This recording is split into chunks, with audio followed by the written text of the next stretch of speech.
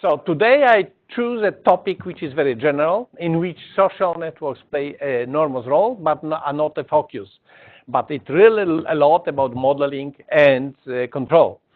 So the topic is looking into failure dynamics, evolution, and control of global risk networks. And all really started when I first time went to World Economic Forum meeting. My attention was drawn to the report produced by them, which analyzed the global network from the point of view of risks which may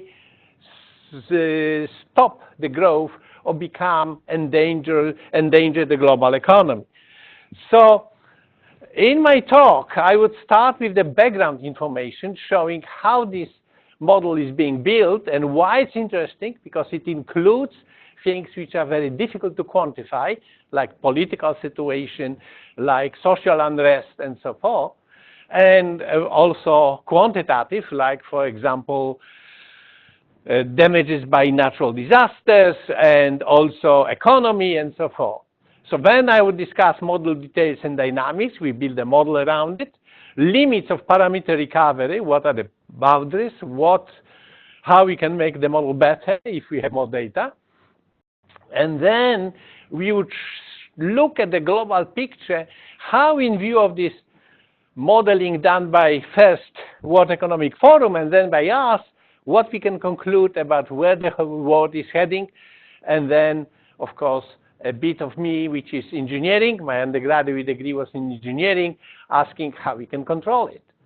And then the results about control are not published. The rest is published.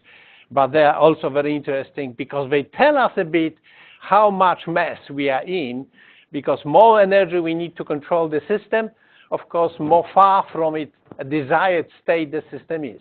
And that, of course, the truth is also here about it. So let me start with definitions. World Economic Forum took upon itself at about 2000 to define risks which sort of they judge as the most detrimental to the well-being of the global economy. And then the report is prepared and presented every year in January at Davos. The newest one just appeared in February on website. And when they do that, they do very static model. This is a very traditional approach. Group of experts, in fact, thousands of them, split between up to 50 risks, which they defined, assess 3 parameters about these risks. How likely they are to arise in the perspective of next 10 years, how impactfully they materialize, would be their materialization for the global economy. And the third thing, what other risks influence materialization of the given risk. So what are connections between them? These 30 to 50 global risks, they change because some of them become weaker, less important, so they are dropped, and some others may arise and they are added. But they are classified always into 5 basic groups: economic, environmental, geopolitical, sociological, and technological. So as you see, they include these very difficult to measure geopolitical and societal risks, in addition to the risks which are easier to measure. Economy could be measured by inflation rate, could be measured by unemployment, income distribution, all nicely measurable. Technology could be measured by industrial disasters, by cybercrime, and many other things which again are easier measure. And environment, as I mentioned, could be measured in the losses, houses, people, whatever these environmental disasters do. But political, how we measure disagreement in the United Nations Security Council, how we measure, for example, corruption in different countries, and so forth and so forth. So that's what attracted me to this. And as I mentioned, this is prepared by the expert, and you know, the oldest one which you use is 2013, but they are all on the website up to the current 2018. An example of report, the newest one, as you see, colors indicate the type of the risk, And then we have also this two-dimensional view in which look only impact and likelihood. So two of the three elements are shown over here. And as you see, they vary. We have some of them, of course, those are the most dangerous, like external weather events, which are dangerous because they are both highly likely. As you see, they are highly likely on this map, but also have enormous impact. And for example, another risk here is, weapons of mass destruction. They are not likely, although maybe they forgot about North Korea. And, but maybe they move a bit more here. But they are also extremely impactful. And then we have the whole core of it, which are medium in the sense of being likely and medium in the sense of the impact, up to the something which could be just mildly impactful. The other dimension is connectivity. So the connectivity, as reported in the report, is shown over here.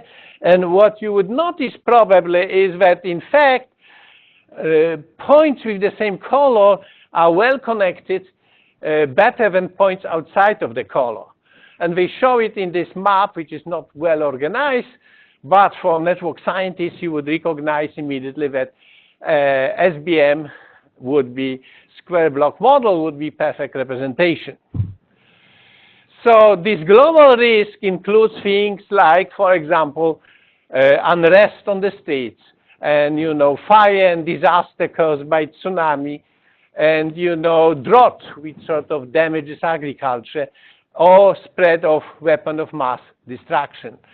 Finally, we have also cyber attacks. Again, this is the risk which is raising, because these cyber attacks spread not only on the target like military, but also industrial, and even more political, as we had examples of getting people getting into the accounts of the political figures or managers of the campaign. So what we try to do is build a formal model, and we, of course, draw this model from engineering. Quite often in engineering, we have situation of the machine, which is in the steady state working, which is the normal state, and occasionally it gets under failure, then goes through a repair, and being back into working. And then, of course, control engineers developed a nice theory around it, showing how the particular properties of components in terms of this simple model, CARP, simple model, alternating recursive process, they behave. And of course, we can use this model over here because these risks are like kind of machines of the global economy, which have the highest likelihood of failure. What is interesting that they're interconnected. So the probability of failure changes as the environment changes, which is not typical for the model. Also, it would be more than just two states, active, non-active, because we may have the time for repair, we may have the time of the damage being working, and so forth and so forth. So therefore, we allow more states than just two. So we call it, in fact, the extended model for the ARP, CARP. Now, what is important that for the graph, we use SBM, as I mentioned. And for 2013, we have connectivity high, because among 50 risks identified over the year, the connectivity was at the level of 20. So that was 40%. And then we applied maximum likelihood rules in order to discover latent variable of external materialization of risks and another latent variable internal, because they two together define the probability of risk being active, which is missing from the basic model of the World Economic Forum. Here is the visualization of the stochastic block model showing interconnectivity across the different groups. And we show here by the node color total connectivity, and the node size indicates internal activation. So some of them are large, some of them are small. Now, the most dangerous are those who are high in color, like this one, and high in size because they are easily to trigger, and they also have many connections, so they influence many others. And then alternating renewal process could be discrete, in which we have the state 1 or 0. And for any given risk, we have internal materialization, which is a latent Poisson process with intensity lambda, I int. And then we have another process, which is recovery process, which is not latent. It's visible because only one reason recovery comes internally. We tried a model where many recoveries at the same time influence each other because it may strain capacity, but historical data do not confirm that. So therefore, we didn't introduce that. In fact, the model which I show is the result looking at the 64 different models which we developed using yes or no on different possible questions, and we all analyze them, and the model which we present is stubbornly statistically better at the level of confidence of 0.01, so 1%, than any other model. Finally, we have another latent Poisson process, Poisson process, external influence of risk, external risk J on risk I, which sort of shows that there is the influence. And again, interestingly, it's not the weighted influence, just the existence of influence is equally strong among others. So that shows how high level abstraction the model of World Economic Forum is. And then from this, we can model dynamics, just a bit of math. As you see, the state diagram is very simple. We have red nodes which denote materialization active, and green nodes, white-green nodes non-active. And we see red arrows show how activation happens, and the green arrows show how recovery happens. Knowing that there are Poisson processes, is easy to translate into the probabilities and try them on the model. And then model parameters enable us to measure how good the experts hired by World Economic Forum every year are at their job.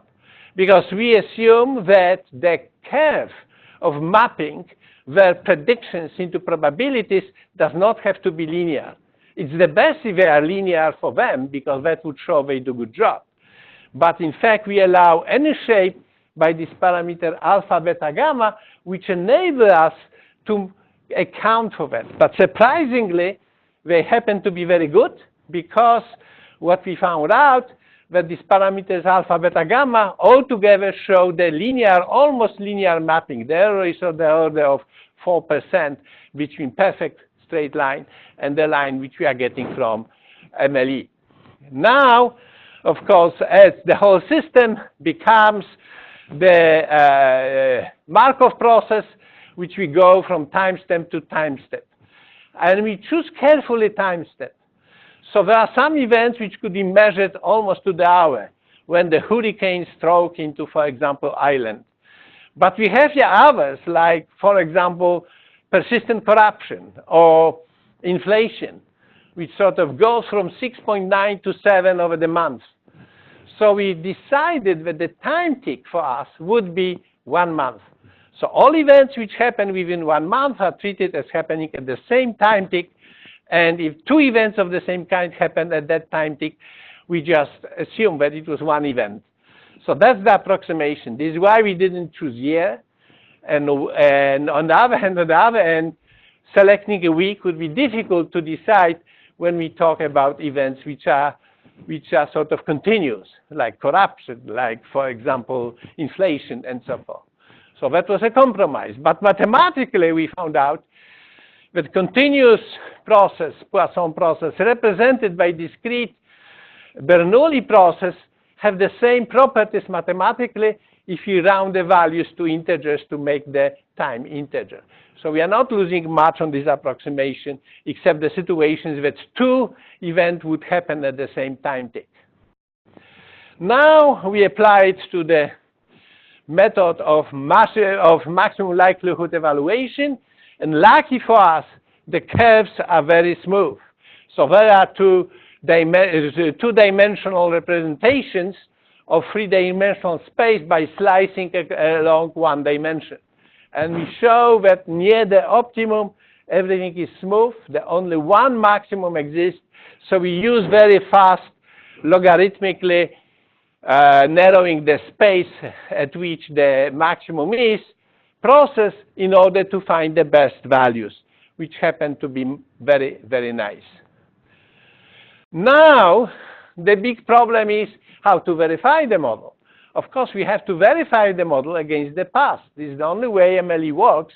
Takes what is the most likely probability, most likely values of this parameter alpha, beta, gamma, which translate into probabilities, compared to the past, assuming that the past is representative. So we need to process information about global events. These events are defined by experts, by keywords related to them. We use these keywords to search for the articles from the reputable sources, starting with Wikipedia and then all the sources cited in Wikipedia articles. That way we gather about 20,000 articles related to the last 10 years to 2013, an additional 5,000 from 2013 to 2018, based on the matches, and classified into categories, and then just doing the reviewing of these quick reviewing abstracts, whether they are relevant or not, we discover events like crisis in Syria, crisis in Libya, set the dates, and that way we have the database, which we extend. Now, each of these groups, of course, has its own dynamics defined by the connectivity within each of the group. And as you see, density is higher there. And if we look again into this highest contagion potential, which we measured according to the rule of the art of epidemics, and the size representing probability, we see that the most important at that time was severe income disparity. We announced it in like beginning of 2013. That was confirmed at the end of 2013. It was in the middle of the financial crisis.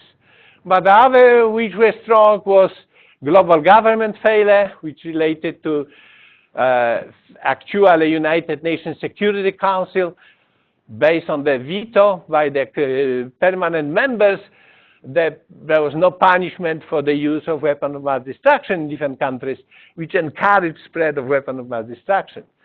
Chronic fiscal imbalances created a lot of poverty, because typically then the weakest segment of societies with such imbalances suffers because pensions are quite often government provided, increasing temperature of the tension in social spheres.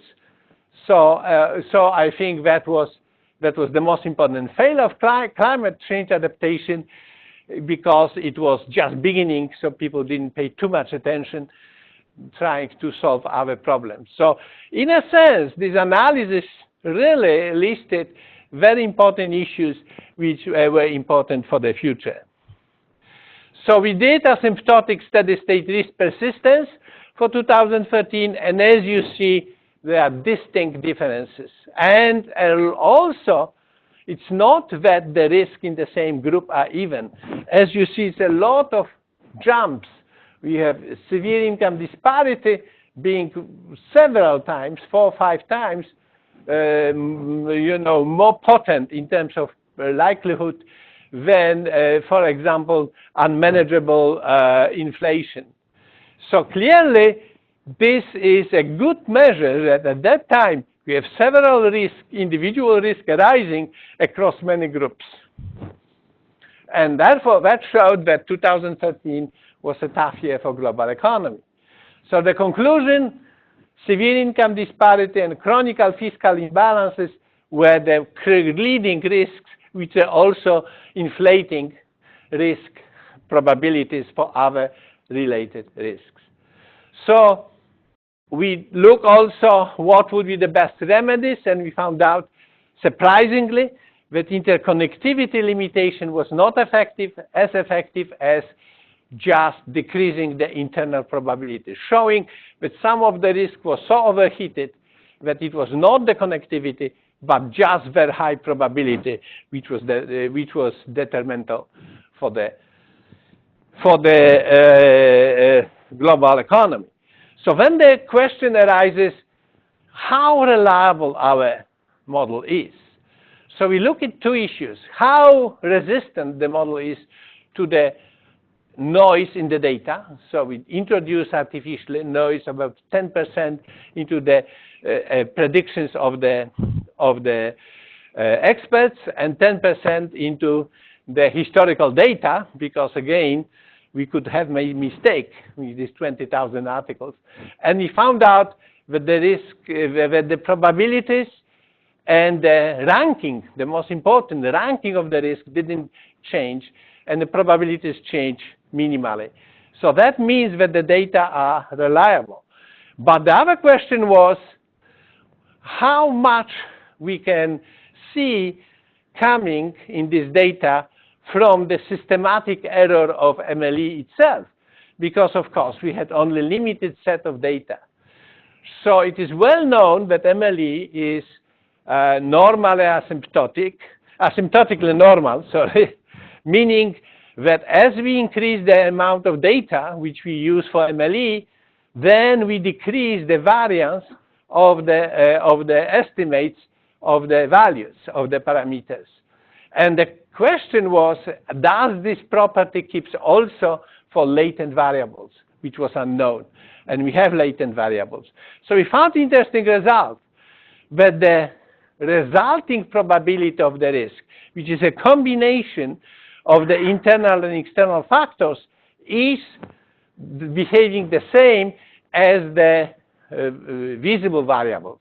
On the other hand, the elements of these latent variables are a little bit interchangeable, so the error on them is about 2-3 times higher relative error than on the error of direct variable, but still obeys the asymptotical normality and decreases with the amount of data. Even more important, it decreases with speed defined by the power law, and the exponent of the power is -0.5. So why we did it? Of course, we cannot have infinite data about the economy. So we built an artificial model which reminds us economy, which is building block consists of the block of a city. So we can build the models of different sizes. And we have diversity because houses are of different sizes and different lots, and then different building material. So we, as corresponding to the expert assessment of the interconnectivity of the risk, likelihood of the risk, and impact of the risk, we have the same here: the cost of the fire, the also interconnectivity between houses, and the fireproof quality of the houses differ. So as the result, we mimic the model, and that gets slightly richer model, because in addition to the house being operational, house being on fire, and then fire being in the stage of recovery, we have 3 states instead of 2. So therefore, the model now has 3 stable states. From the susceptible, healthy house, which then catches fire, and fire takes time, and then fire is being extinguished, then rebuilding comes, and then return to the susceptible. In this model, we found out that we can do also discrete versus ODE model, in which we took continuous time, and then the rates become the rate of change. Models are equivalent, and equivalence, the difference between models decreases as interconnectivity between houses increases. So that is a very encouraging result. It's not obvious. On the left, we see degree of each house, and you would think the degree would be the most important. Variance is high. Notice that on the right-hand side, even if we take houses in this most dense part of the city, that those are the small lots which are surrounded fully by neighbors, we have some houses which are lucky not getting fire at the very decent level. On the other hand, trend is clear. The biggest lots corresponds to the least fires, and the smallest loss to the highest fires. But it also tells us about the chance or lack in the frequency of fires on the houses which are very similar to each other, which is again realistic. So then what we do, we create the history, universe worlds of such cities, 125 different universes for such city of the future fires, which are just run by simulation. And then we work on getting MLEs for all these 125 cases. And then from that, we find out the rows which are 1 sigma away from average. Average in all cases is very, very close to the real values. But if we look that way, we get what would be the expected divergence between different, MLEs, different real worlds versus the measured world, and therefore defines how precise our results are. And then we see that we have a very good results in terms of values of the parameters as we move through the size of the data. So we have ground truth parameters compared to average estimate parameters, which are overlapping. Ground truth is the one simulation from which we did all the other simulations. And then we see that average is perfect. However, if we look at the estimated parameters plus minus sigma, we get a range of values which tells us what is the limit that if we get the real world, we would be no more from this real world but these two boundaries. And that is, again, very influential. And what is important for what it matters when we look at the number of emerging fires, which from the point of view of the economists is the important thing, how many risks were activated, we have very good match. So when we look at the parameter recovery as looking at the relative error, and as I mentioned, here is the most important thing. If we increase the number of time steps which we simulate, the amount of data which we have from the past, then we see this slope of, remember that the standard deviation is a logarithmic scale, then we see very, very nice power law drop with the slope of minus 0.5. So there is a hope that if we do enough data, we would get more precise model. And we also show this in terms of the distribution. So not surprising, when we have few data, we had very flat normal distribution, even with the maximum relatively far from the real values.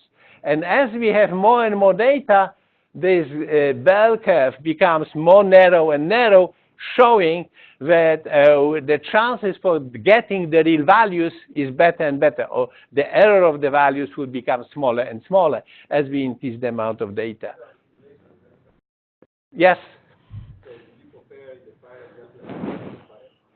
No, because we didn't attempt to model real fires. Yes, yes, yes, yes, I agree, but yes, at least two problems. Yes, absolutely. And then you're not going to have many experiments at the same time. Yes. So you have to use small sample statistics, but the large sample statistics. True, true. But now assume that this is the real model. So then if we assume that this is the real model, then we may still. I know you for many years. You know what to say about simulation. You can simulate what you want to get. Yes, yes. So also the other thing is interesting. Like if you look at the prevention of the fire, remember that the time of response is important. Yeah, but I mean, so you're trying to get ideas from here to go to economics. Economics, I have a lot of problems. Right?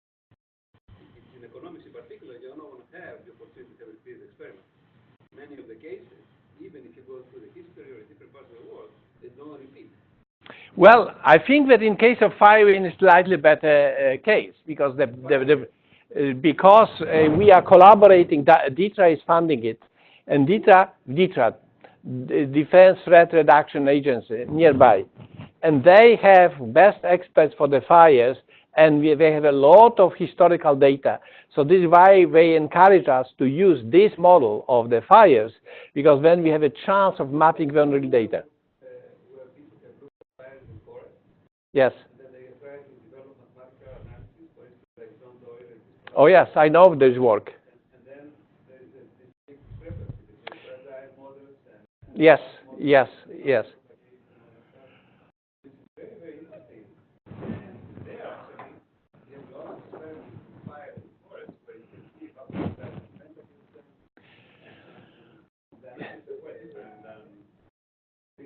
Yes, and intentionally. We are aware of how difficult it is, because then what you have into account, you have to take into account winds, you have to take into account, you know, the terrain, how it elevations and all these things. And even very experienced firemen cannot predict blow of the winds. And we know it painfully because there are teams which died because. Right, right.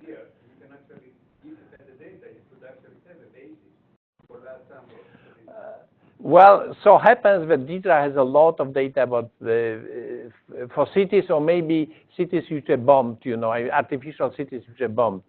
So like for weapons of mass destruction. So in that sense, they are experts in this. So they suggested no fires of the forest, but the fires of the city. And remember that in this, we also encode the information about houses in this parameter. Each house has these 3 parameters. How likely it is to catch the fire from surroundings, and make it easy here mathematically because we have this ring of fire, so you count how many other houses are around. Also, the size and the quality of the building material. We did it here, but they are uniform. But you know, once it's part of the city is best built, large houses, very well, good material, and large lots, and then medium and the small. But in real life, you have a mixture. So our model allows experts to provide each house with 3 parameters. So that was exciting, because then they say, we have the map, we have 100 houses, you know, we can put every house review. Also, they like it because you can do it also from aerial photos. So you photo the city from the plane, and you see the sizes, and you see you can measure somehow quality. You just, you know, scout a little bit of that, and you have the parameters which are really easily accessible by experts. So they were very much interested in this. And if things go well, we get some maybe support from them to develop it further. But it was a preliminary step. So all your concerns are valid. But on the other hand, mathematically, it is sufficient to do it on the model which is simpler. It would not reflect the complexity of the real world, but it would show that in essence, mathematically, we can expect the behavior of being you know, asymptotically normal. And that also, you know, maybe the conclusion is relatively trivial, but what it says is that more data, better model. That sort of is obvious. But now it also says how quickly it becomes better, which is important point. Yes? So related to data, I have a question. So everything is publicly available or maybe even private. You're talking about risk. There are a lot of things that are not available like that, like troop movements or something which are clandestine. How do you account for that, you know, that sort of thing? Very good question. You know, so I would talk about future work. In future work, we want to go from the lofty level of the global economy, in which troop movements is sort of, unless they are very massive, not noticeable even, to the regional models. Because in regional models, there is another thing which is also important, how they are interconnected culturally and geographically. And a good example of that where we had was, you know, Arab Spring, when this fever of changing governments spread over specific territory. And then were culturally united, and then they also were geographically united, which means that the exchange is large, and spread of information is large. You know, tweets doesn't know the numbers. You can boundaries. It would spread. So clearly, then there is, in that case, clandestine movement of the troops would be very important. Like, you know, selling, you know, illegally petroleum, you know, by ISIS would be very important. That's what really defines what people do about ISIS, looking at what they do with oil. There are these things called, I don't know, probably familiar with the hidden network. Yes. When you're trying to do sort of an inverse optimization to figure out Yes. what was the network that could have caused this. Yes, yes, Are you looking yes, at that at all? yes. Not yet. We look at the hidden networks, but not in the inverse problem. We look at the inverse problem later when I talk in that sense. So what we see from year to year in this global economy model, that parameters change. Why they change? Part of it is the actions which are taken by government. It will be very interesting to recover what these actions were. How much, for example, given country care about corruption? Did they do anything about it? How much they care about, this problem or that problem? Yeah, well, that is measurable. People, they are experts which estimate it. Yes, at certain, on the global level, yes. You cannot find the fine grain, but you can find quite, So there are human experts to provide this information, and we can encode this information into dynamic system. So it's not like, you cannot have a sense of corruption. But you send few people, and, they see whether the policeman in the given country take a bribe or writes a ticket, right? And whether you want a permission for something, whether you need to bribe the guy or not. And what are shoeboxes used for? Shoes or money for the corrupt politician? So clearly, people observe it. And, the human intel can bring this information. It's never precise. Yes, of course, yes. And that is related to some extent to what you're talking about, because if you don't have community trust to the infrastructure, you can basically go from completely bananas as far as your policies. Yes, yes, yes. Can you run into this problem? Not at this level. So this is why I say that this is so high level that it abstracts from a lot of nasty details, which are nasty and important. Once we lower the view to the regional models, I'm pretty sure they will come very strongly. So this is why we need a good Intel community to work with the experts in order to have data. And what is nice with these models are what-if scenarios. You look at it and you gain conclusion. You show it to the people, say, no, it's too optimistic. It's worse. So we see which parameters are probably underestimated. And then we can get a better view. So the whole system is designed working with people. We are not saying that this data could be obtained automatically or are already available. How do you do that against for purpose reporting information infusion into the model by the people?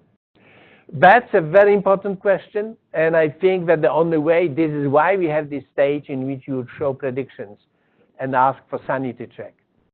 Because that always the internal, sabotage is the most dangerous. Well, I mean, sometimes it's purpose.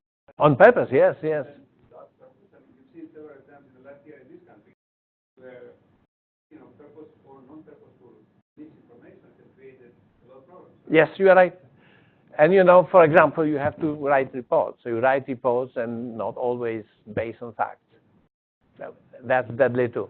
I'm going to relate to John's question. How do you take into account the risk attitude of these experts? Because some of them may be a little hedging and saying, well, I want to make sure my reputation is fine, so therefore I'm going to say something not so. That was done for us by World Economic Forum. They really gave a lot of, on the website, a lot of statistics about the age, gender, experience, attitudes, and they also did some tests on them. And they are very careful, to mix, not to take one-sided views all the time. So they may have people who are, risk averse and risk embracing. And I think that's something which we should do too, of course. So the quality of the expert is paramount. And here we sort of piggyback on what a World Economic Forum does, and they have bigger reputation to lose than us. So I think that they do a good job. But continuing. Yes, please.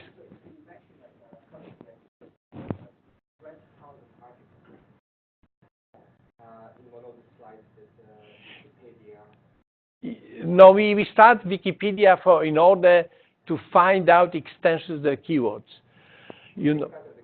Yes, and then we search through the press media and scientific media.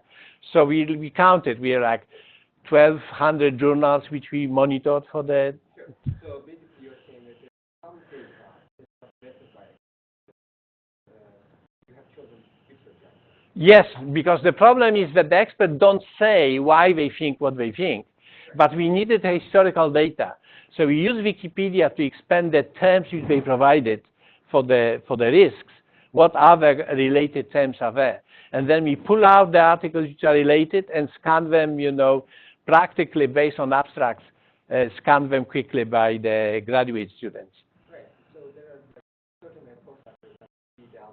Yes. Yes. Yes.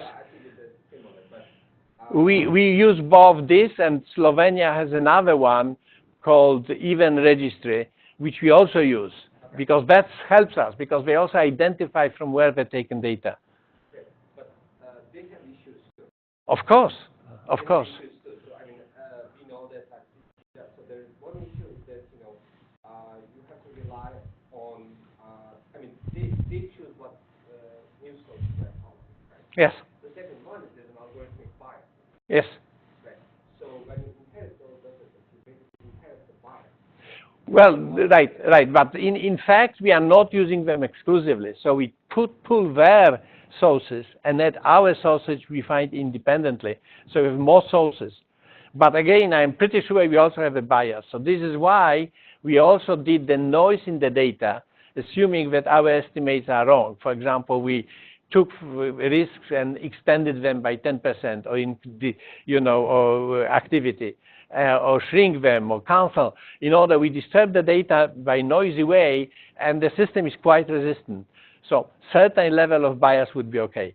But the biggest problem is, of course, and something which we didn't discuss, is that this is really the decision of the experts to decide what risks are important. And that is, of course, a big issue. But again, in this scenario which we have for the system to be used, that you have Intel experts, they collectively can say what in the given region are the biggest issues. And then we watch that. Is it perfect? Of course not. Nobody knew that ISIS would grow so much when we started, Iraq intervention. And some things are unpredictable, Maybe it would not be ISIS if we knew that the ISIS and sort of something else would grow in this. It's a hydra. You cut one head and the other grows. Yeah, I mean, so one of the issues you mentioned cyber attacks. Yes. You mentioned ISIS, one of the ISIS including propaganda. Yes. There's a certain of events about it. Even look at there isn't a kind of Russia actually saying that the power grid, through cyber attacks. People don't, because these data sets or the sources were started collected like maybe tens of years ago, and nobody actually thought of cyber attack as a threat. Yes. As a threat to a global is a risk. Now, when they incorporate, and when they did not start collecting this data, right? So when you're looking at, for example, societal dimensions of that, so you actually are not incorporating some of the things that are happening in this moment. Yes. But I all remember, this saying that, to be good, there are two ways. You are really good, or you are the only one. So we are the only one, So of course we are not perfect, but we bring additional information which is not captured by anybody else. And if we do that, yes, a lot of improvements could be done.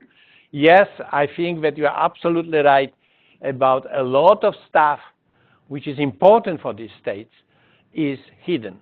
It's known only in reports which you cannot access, or it's not even known, because it's secrets of some other governments. So clearly that's limited, but it's still better than the state which we have now, when we know assessment what is the state of the global economy from this network science point of view of control and stability. So in that sense, we bring a new element. It's imperfect, I agree, But on the other hand, you know, if it's 80% okay, that's a lot.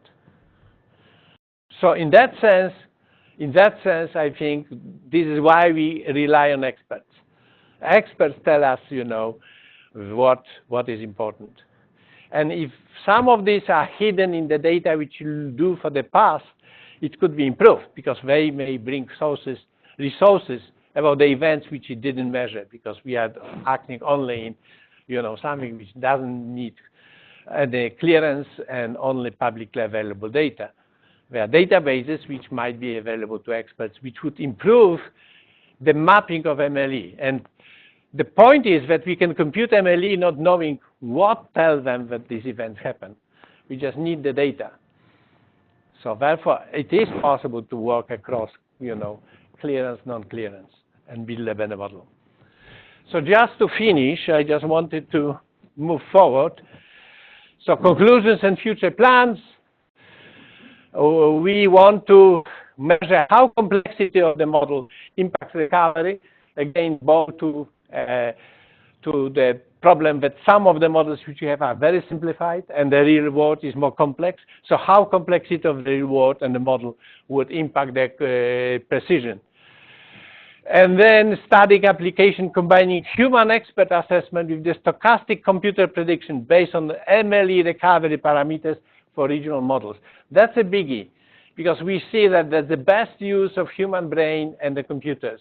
Human brain provides assessment. We then build this assessment into dynamic systems, draw the conclusion, and throw the experts. And experts say, no, that wouldn't go that way. Something is wrong with the model. Then we can go back, look, and see where we made mistakes and improve the model, which would agree with the intuition. But the nice part is that we don't give answers this would happen. We give assessment, what's the probability that this would happen? Because the world is stochastic. So the next point which I wanted to mention is that we analyze the evolution from the point of view of controlling it. So for example, we measure how much internal, external changes. We also see that, like, for example, if you look 2000 and 2017 network, notice a big difference. Here is a lot of variance in all groups. Here they are much more equal. And that was for internal. If you look for external fraction, then they are, again, much more diverse in this case for 2013 than 2017. So no matter what we think, global economy is much safer today than it was in 2013. And we also can look into influence among groups. That was shown over here. In 2013 network, we have a lot of influence of economic factors. That was economic crisis, but also environment, geopolitical, and societal risk were stronger green.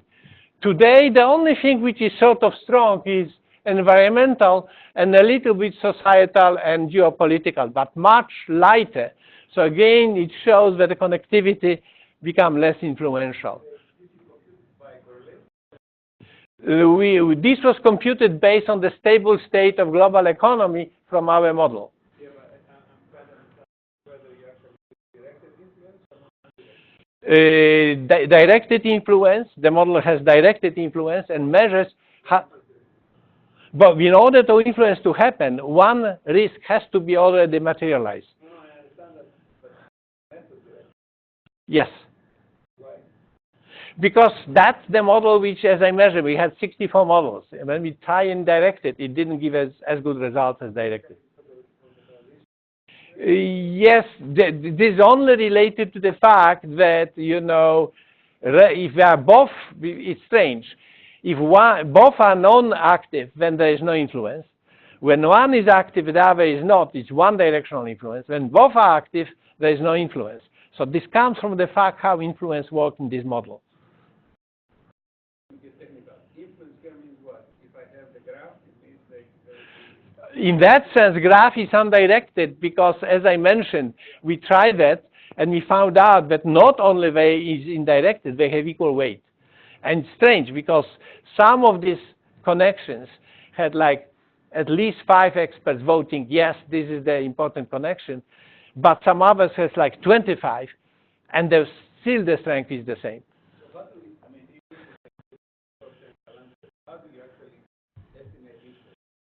Oh, because very simple. We look into how many materializations were external, how many were internal, because our model separates them. And then, if it's a lot of external, then it's an influence, because it came from outside. Yes. Okay, so now, system control, we linearize it in order to make a better solution. But optimal, we also solve it by Hamiltonian and Lagrangian function multiplier gamma. And then we see network control inputs for linear systems and original nonlinear system. As you noticed, it requires less energy, weaker signal, in order to force system to the zeros by using nonlinear system, which is again understandable because linear uses approximate values of control, so overshoot sometimes. And then we see here what happens. So the states which were 1, they are driven to 0. States which were 0, they are initiated according to the probabilities and then again gently moved into the solution. And what is interesting with the number of drivers nodes, we have regions in which we have 0 probability of being controlled. So in 2013, up to 10 drivers were not sufficient. Only 6 were needed for 2015. But the energy required was extremely strong. As you see, we have like 10 to 12 to 10 to 14 initially. Only when the number of drivers is large, like close to 50, close to 31, we are in this very good region of having few units of energy needed for the signal, where energy is measured, the signal between 0 and 1 corresponding to activation. So in a sense, it might be different for different risks depending on the cost related to the measures. But what is also interesting, linear and nonlinear are almost equivalent. Nonlinear requires slightly less energy in each year. And if you look at this model, we also see that the message is the same. The worst year was 2014. The best is currently 2017. 2016 was pretty bad. And then, you see the rest of the results. Oh, we just do the last 5 years. We can do the, yeah, 9 would be even worse. I agree. But 9 we have a problem because we have only data to 2000, so we have too little data. But now, once we have this data, we would be growing because we have more and more data. We're adding data, not deleting data. So the model will become more precise. So we want to really look with this control and resilience of the system. We also want to measure somehow what is the cost for each risk. So that would provide us with some very nice comparison of what is the state of the global economy. And as I said, we have this hidden driver of control currently exerted by the governments and industry, and you want to recover it looking how the parameters change from year to year. That would be significant because nobody look at this problem from that point of view. Yes. So for example, like, how many policemen to deploy in order to fight the resistance? Many of these decisions are local, right? I mean, like, yes. For example, from U.S.'s standpoint of view, the U.S. has a problem with Philippines. Yes. Now, there is also like, it wants to do some local control. Yes. Right? It wants to exert some influence. Yes. But this is like you're trying to control the whole global network, trying to keep this. Yes, but please note that this control would be taking into account the state of affairs in each state. So in other words, you would say, oh, those states have high inflation. So somehow we have to do measures against high inflation to lower it to the acceptable level.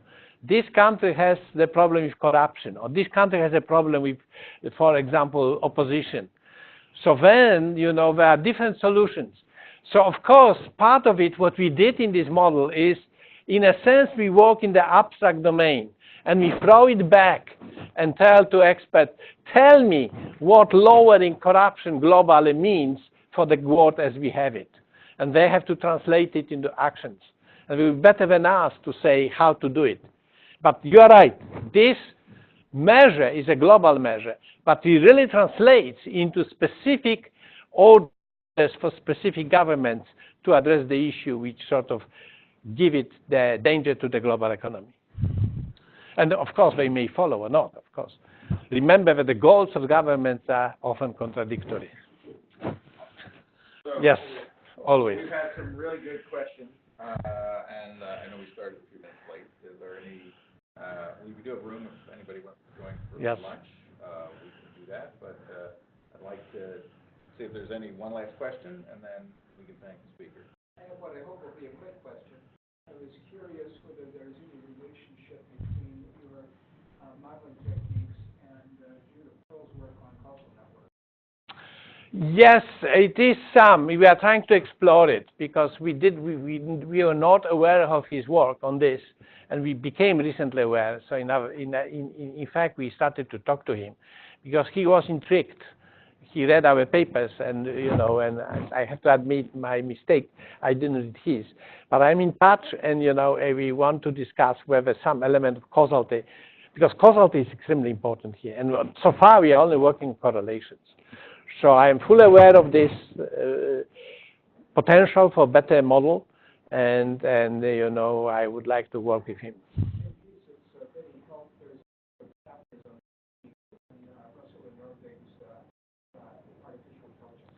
Oh, great. I would definitely pull it out. Yes. What? There's no way beyond that. Yes, I know. We use directed information to find that through inverse tomography network to Mm-hmm. orders of events. Mm-hmm. Many of these things conceptually are very well established in information theory, but very difficult to compute. Yes. The other thing I can sum up is that you try to do for the causal networks, actually you don't have graphs, you have data graphs. Yes. Every node connects to many others. Yes. So that's their own model. And so it's a very interesting and active topic right now for many reasons. Not just Yes. this is too difficult what you try to do, but even for simplest things like Yes. I have Parkinson's disease and put this thing on top of my head and I find out where it started or something, right? Yes. Yes. Yes. Yes. Yes. And this is this modality is very interesting. We're looking at it. Right. And the other thing that related to the question is, and that you can take the tip. Are humans causal? Uh-huh. Are they? Very good question. No, I'm saying aha because I see it as a big challenge. And yes, and if you look even the Homo economicus, it's not economicus. It's just habits, fears, and so that's all of a sudden we find out that our ideal mind of rational, cool, well, behaved, deciding. To actually try to see if we can get any evidence about the following sort of folk conjecture that people use around. Let's say, even if the individual human is not causal, when you put them on a crowd, the totality. Yeah, that's a good point. That's a good point. Yes, yes, yes. Yes, yes, yes. So wisdom of crowds comes from canceling biases. The biases cancel out. Might be. Thank you very much for very interesting questions and inspiring discussion.